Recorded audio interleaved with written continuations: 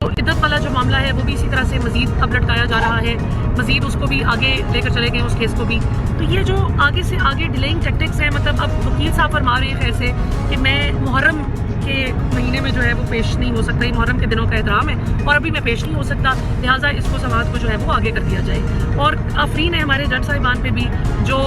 خاور مانیکا کبھی آ کے کوئی تھیٹر کی پرفارمنس کرتے ہیں تو کبھی اس معاملے کو جو ہے فیصلہ سناتے سناتے جج سیشن کورٹ کے جو اسپیشل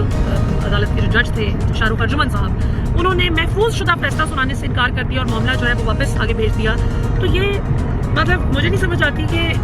آپ کس طرح سے جسٹیفائی کرتے ہیں اس ساری چیز کو. یہ آپ ایک چیز کی تنخواہ لیتے ہیں، جس طرح طارق جہانگیری صاحب ہیں، اب ان کے خلاف کیمپین اس لیے چل رہی ہے کہ وہ میرٹ پہ فیصلے کر رہے ہیں، اور جو لوگ